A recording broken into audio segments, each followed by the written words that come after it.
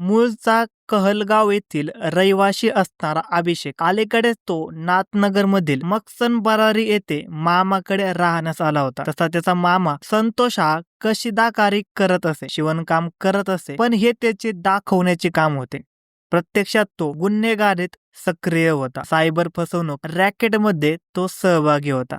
तसेच अंमली पदार्थाच्या तस्करीतही तो होता. हळूहळू मामाचे काळे धंदे अभिषेकला माहिती झाले. मग मामाने हे भाच्याला आपल्या टोळीत सहभागी करून घेतले. सायबर फसवणूक नेटवर्क मध्ये सहभागी ते झाले होते. अभिषेक लिपिक म्हणून टोळीच्या कारवायांवर देखरेख करत होता. नंतर मात्र सायबर फसवणुकीतून मिळालेल्या रकमेच्या वाटणीवरून आणि व्यवसायावर आपले वर्चस्व प्रस्थापित करण्याच्या प्रयत्नावरून मामा भाच्यामध्ये सतत वाद होऊ लागले. अभिषेक हळूहळू व्यवसायाच्या पैशावर आणि संपूर्ण नेटवर्कवर आपले नियंत्रण वाढवत होता, ज्यामुळे संतोष चिडला होता. त्याचे दुसरे एक कारण होते. एक सुंदरी, एक तरणीभांड बाई नेहमी संतोषच्या दुकानात येत असे. कपडे शिवण्याच्या, कधी कशीदाकारीच्या निमित्ताने ती तिथे यायची. ती आली की संतोष हा पाघळायचा. तो तिच्याशी खूपच सलगीने बोलायचा, वागायचा. ती ही लाडात येऊन त्याच्याशी सलगी करायची. ते तरुण अभिषेकच्या नजरेने हेरले होते. आता त्याने त्या बाईवर आणि संतोषवर पाळत ठेवली. काही दिवसात त्याचा संशय हा खरा असल्याचे तिच्या लक्षात आले. ती येऊन गेल्यानंतर काही वेळातच मामा दुकानातून बाहेर पडला. अभिषेकही त्याच्या पाठलाग करत निघाला. थोड्या वेळात संतोष त्या तरुणीच्या घराजवळ पोहोचला होता. तशी परिसरात शांतता होती. अंदाज घेऊन तो तिच्या घरात शिरला. थोड्या वेळाने त्या घराचा दरवाजा बंद झाला. ती बाई आणि संतोष दरवाजा बंद करून काय करत असतील हे न कळण्या इतका अभिषेक लहान नव्हता. तो दुकानात परतला. त्यानंतर तासाभराने संतोष दुकानात आला. अभिषेक काय ओळखायचे ते ओळखून गेला होता.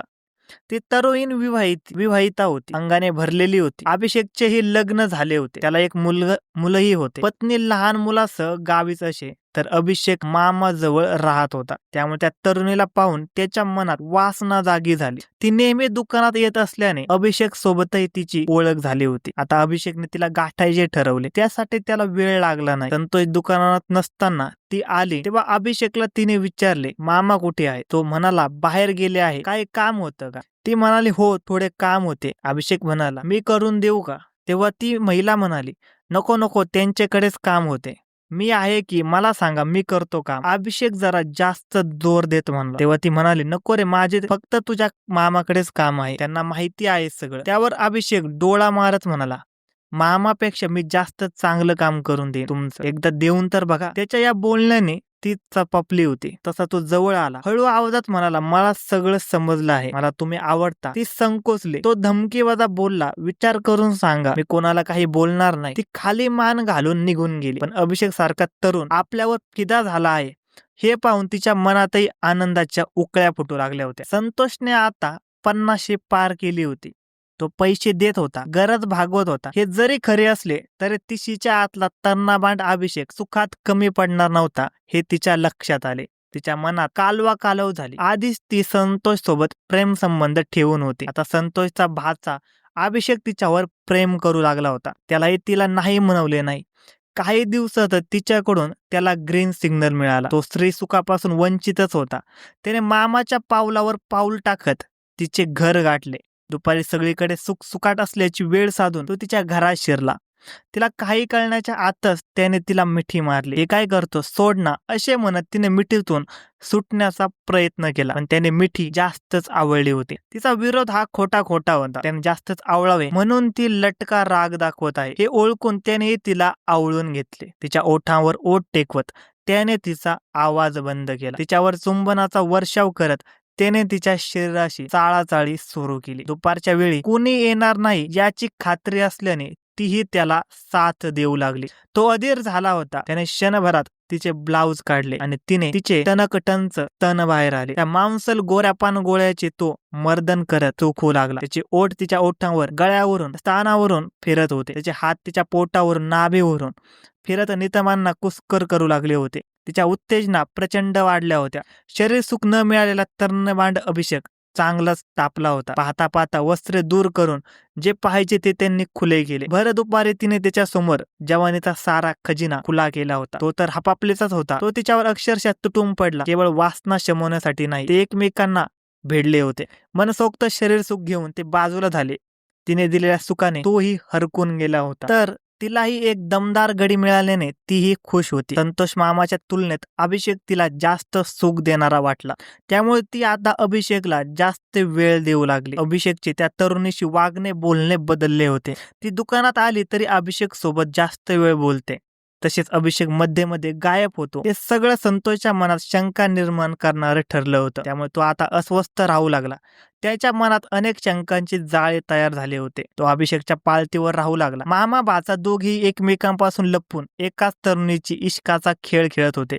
पण हे काही फार दिवस चालणार नव्हते. अभिषेक सगळी खबरदारी घेऊन तिला भेटत असला तरी संतोष त्याच्या पाळतीवर होताच. आणि एक दिवस अभिषेक तिच्या घरात शिरला. तिला मिठीत घेऊन चुंबन घेऊ लागला. इतक्या संतोष तिथे टपकला. आता मामा भाची आमने सामने झाले होते. ती त्या दोघांमध्ये होती. ती चांगलीच हादरून झाली होती. तिने दोघांनाही गप्प राहण्यास सांगितले. आता सगळे खुले झाले होते. त्यामुळे काही लपवण्याची गरज नव्हती. तिने सांगितले की ती दोघांवरही प्रेम करते. तिला दोघेही आवडतात. त्यामुळे त्यांनी भांडू नये, प्रेमाने राहावे. माझ्या घरात काही भांडण तंटा करू नका असे सांगून तिने दोघांनाही घरातून बाहेर जाण्यास सांगितले. अभिषेक आपल्या प्रेमात आडवा आल्याचा संतोषला राग आला होता. तर अभिषेकही मामाने आता बायकांचा नाद सोडावा असे म्हणू लागला होता. त्याने मामा संतोषला थेटच सांगितले की तुमच्या या भानगड्या आता बंद करा, नाहीतर मी मामीला सगळं काही सांगून टाकेल. त्याच्या या धमकीने संतोष हा थोडासा शरमला होता, कारण त्याची मुले आता मोठी झाली होती. घरात सारे कळीत चालले होते. त्याचे हे प्रकरण घरात समजले तर तोंड दाखवायलाही त्याला जागा उरणार नव्हती. त्यामुळे त्याला तोंड बंद ठेवल्याशिवाय पर्याय देखील नव्हता. त्याची नसच हातात सापडल्याने अभिषेक खुश झाला. तो मामीला सांगण्याची धमकी देऊन मामा संतोषवर दबाव टाकत होता. त्यामुळे संतोष त्याच्यावर नेहमी चिडून राहत होता. दरम्यान अभिषेकने दुकानात मालाची ने-आण करणाऱ्या राधे आणि ऋतिक या दोघांना मोबाईलला घेण्यासाठी पैसे दिले होते. पण त्यांनी ते पैसे परत केले नव्हते. एकतर ते दोघेही गरीब होते. हमाली करून मिळणाऱ्या कमाईवर त्यांचे कसेबसे भागत होते. त्यात ते गांजा, अफीम अशी नशाबाजही करत होते. त्यामुळे त्यांच्याकडे पैसे असे काही उरत नव्हते. ते काही अभिषेकला पैसे देत नव्हते. त्यामुळे तो त्या दोघांवर चिडून होता. रागाच्या भरात तो त्या दोघांना शिव्या द्यायचा. 1-2 वेळा त्याने मारहाणही केली. ते सगळे संतोष समोर चालत होते. अभिषेकचा काटा काढण्याचा विचार त्याच्या डोक्यात आला. तेव्हा त्याला सर्वात आधी हे दोघे दिसले. त्याला खात्री होती की पैशासाठी हे दोघे काहीही करण्यास तयार होतील. अभिषेकचा काटा काढला तर संतोषला एकट्याला त्याची प्रेयसी मिळणार होती. त्याच्या घरातही कोणी सांगणारे उरणार नव्हते. ते दोघे खून करण्याला तयार झाले. अभिषेकचा होणारा त्रास देखील कमी होणार होता. पैसे देण्याची गरज नव्हती. याशिवाय संतोष त्या दोघांना पैसे देणार होता. त्या पैशात ते दोघे चैन करू शकणार होते. हे सगळे रमून जमून आले. संतोषला आपला प्लॅन राधे आणि ऋतिक या दोघांना पटवून देण्यात यशस्वी झाला. अभिषेकचा काटा काढण्यासाठी संतोषने त्या दोघांना 2 लाख रुपये देण्याची तयारी दाखवली.